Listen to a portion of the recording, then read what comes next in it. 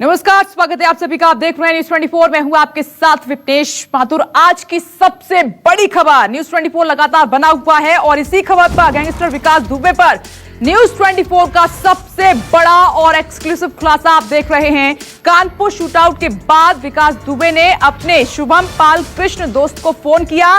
7 दिन की यह पूरी कहानी न्यूज 24 पर आप देख रहे हैं। फिर अपने रिश्ते का भाई अमर दुबे और एक दोस्त के साथ कानपुर के बिकरू से इको वैन के जरिए वो शिवली के लिए निकला। वहां से रवाना हुआ।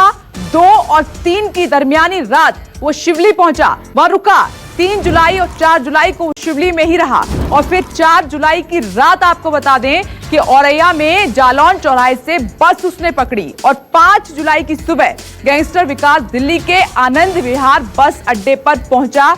वहीं 5 जुलाई को ही बस से गैंगस्टर विकास दुबे फरीदाबाद पहुंचा और गैंगस्टर विकास दुबे फरीदाबाद में अपने रिश्तेदार श्रवण के घर पर रुका, वहां पर ठहरा और 5 जुलाई को ही गैंगस्टर विकास दुबे श्रवण के बेटे अंकुर के साथ रोहिणी बाइक पर गया। बाइक पर सवार होकर वहां पर पहुंचा। उसने बाइक का सहारा लिया। रोहिणी में उसका रिश्तेदार रहता था, लेकिन रिश्तेदार का नंबर ना होने की वजह से, कोई संपर्क ना होने की वजह से उसने काफी देर तक रिश्तेदार का वहां पर घर ढूंढा।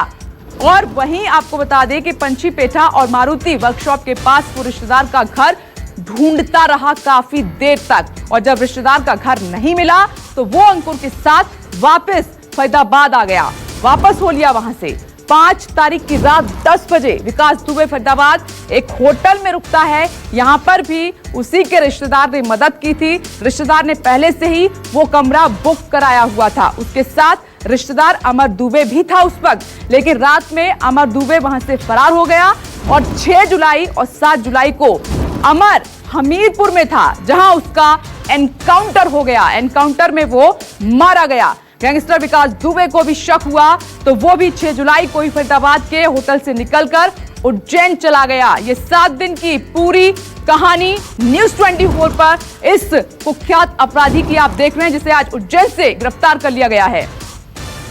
और मेरे सहयोगी अशोक तिवारी लाइव जुड़ गए हैं। आइए उनका सीधा रुख कर लेते हैं। अशोक, सबसे बड़ा खुलासा न्यूज 24 पर, 7 दिन की पूरी कहानी न्यूज 24 दिखा रहा है कि कुख्यात अपराधी कहां कहां पहुंचा, कैसे पहुंचा, किन लोगों की मदद से पहुंचा और उज्जैन में उसकी गिरफ्तारी हुई। आपके पास क्या है अपडेट?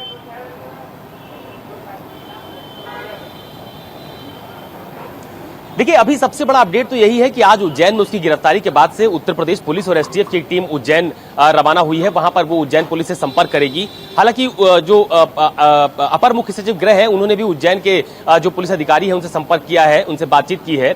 अभी सबसे पहला कदम जो होगा, जो एक आप कह सकते हैं विधिक प्रक्रिया है कि पहले चूंकि उसको गिरफ्तार किया गया है, उसको कोर्ट में पेश किया जाएगा। कोर्ट में पेश करने के बाद उसकी रिमांड मांगी जाएगी और ट्रांजिट रिमांड पर लेने के बाद फिर उससे पूछताछ की प्रक्रिया शुरू होगी। हालांकि उसको कानपुर लाया जाएगा या लखनऊ ले जाया जाएगा, इस बारे में अभी कोई निर्णय नहीं हो सका है। लेकिन चूंकि पूरा घटनाक्रम कानपुर का है, लिहाजा उम्मीद ये जताई जा रही है कि पूछताछ के लिए उसको कानपुर या उसके आसपास के इलाकों में जहां जहां पर उसका मूवमेंट रहा है, चाहे फरीदाबाद हो या आनंद विहार बस अड्डा हो या इसके अलावा शिवली जहां पर उसके रुकने की बात कही जा रही है, या दूसरी जगह है जहां जहां पर उसका मूवमेंट रहा है, तो ये तमाम सारे बिंदु पर उससे पूछताछ होनी है। और सबसे अहम बात यही है कि अभी सवालों की पूरी फेहरिस्त तैयार की जा रही है कि घटनाक्रम घटित क्यों हुआ, कौन कौन लोग थे पुलिस विभाग में जिन्होंने विकास की मदद की थी, कहां कहां से वो भागने में आसानी से कामयाब रहा और किस किस तरह पर लोगों ने, किस स्तर पर लोगों ने उसकी मदद की। ये तमाम सारे सवालों की फेहरिस्त है। जब ट्रांजिट रिमांड पर उसको लिया जाएगा तो उससे पूछताछ की जाएगी। और ये अभी तक की, यानी इस पूरे घटनाक्रम में, चाहे आप अमर दुबे की बात कीजिए जिसको हमीरपुर में एनकाउंटर में मुठभेड़ के दौरान मारा गया, या आज सुबह प्रभात मिश्रा को पनकी थाना क्षेत्र में मुठभेड़ के दौरान मारा गया, तो तमाम सारे साथी लगातार घेरते हुए जा रहे थे। और शायद यही वजह है कि अब उज्जैन में जाकर विकास दुबे की गिरफ्तारी हो सकी है। और अभी फिलहाल उत्तर प्रदेश पुलिस ने थोड़ी राहत की सांस ली है। लेकिन घटनाक्रम क्यों घटित हुआ, कैसे हुआ, कौन कौन मददगार थे, ये तमाम सारे सवाल है जिनके जवाब अभी विकास दुबे को देना बाकी है। विकास दुबे पर न्यूज 24 पर सबसे बड़ा खुलासा सबसे पहले, और ये नई जानकारी आप देख रहे हैं। 7 दिन की पूरी कहानी। अशोक, सवाल ये भी है कि कानपुर से लेकर अगर हम फरीदाबाद की बात करें, दिल्ली की बात करें और फिर उज्जैन की बात करें, तो कानपुर से लेकर उज्जैन तक हर मोड़ पर उसको मदद मिली है।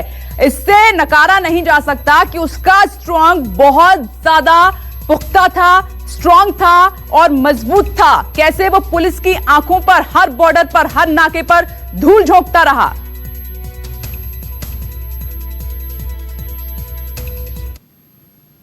देखिए, इस बात से बिल्कुल इनकार नहीं किया जा सकता कि उसके कॉन्टैक्ट्स नहीं थे। आप देखिए कि उसके कॉन्टैक्ट्स ही थे, उसकी मुखबिरी ही थी पुलिस डिपार्टमेंट की तरफ से उसको जो की गई थी कि जब बेकरू गांव में पुलिस दबिश देने गई उसके पहले उसको इस बात की जानकारी थी और बाकायदा अपनी टीम के साथ वो अपने गांव में मौजूद था, अत्याधुनिक हथियारों के साथ, जिसके माध्यम से उसने पुलिस पर गोलियां चलाई। उसके बाद जब वो पीछे के रास्ते से भागा तो वहां से निकलकर शिवली गया, शिवली में अपने परिचितों से उसने मदद ली। इसके अलावा शिवली से निकलने के बाद जब वो अलग अलग जगहों पर जहां जहां पर उसका मूवमेंट हम लोग दिखा रहे हैं वहां तमाम सारी जगहों पर उसके मददगार लोग साबित थे, मौजूद थे।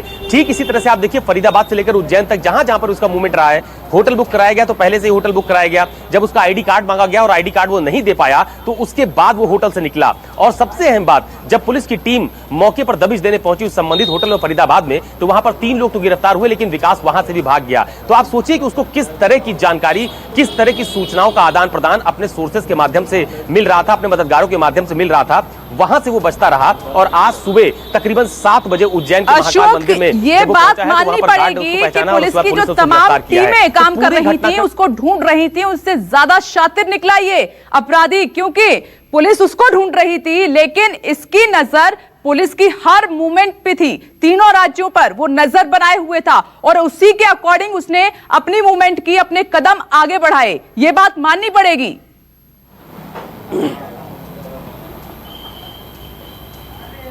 देखिए, निश्चित तौर पर इस बात से बिल्कुल इनकार नहीं किया जा सकता। कानपुर से लेकर फरीदाबाद, फरीदाबाद से लेकर उज्जैन तक जहां जहां पर भी उसका मूवमेंट रहा है, जहां जहां पर भी पुलिस की दबिश होती रही है, शायद उसको इस बात की जानकारी पहले से मिलती रही है।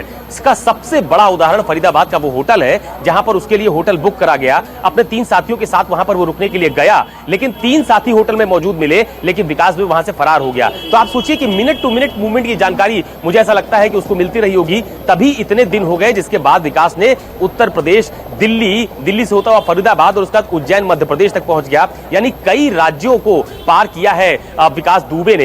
हालांकि अब उसकी गिरफ्तारी हुई है लेकिन उसके सूचना तंत्र को बिल्कुल भी कमजोर नहीं कहा जाएगा। नमस्कार, मैं हूं मानक गुप्ता। अगर आपको हमारा ये वीडियो पसंद आया हो तो इसे लाइक और शेयर जरूर करें और हां, हमें सब्सक्राइब और फॉलो करना ना भूलें ताकि आप देश और दुनिया की कोई खबर मिस ना करें। तो जुड़े रहिए हमारे साथ और देखते रहिए News 24।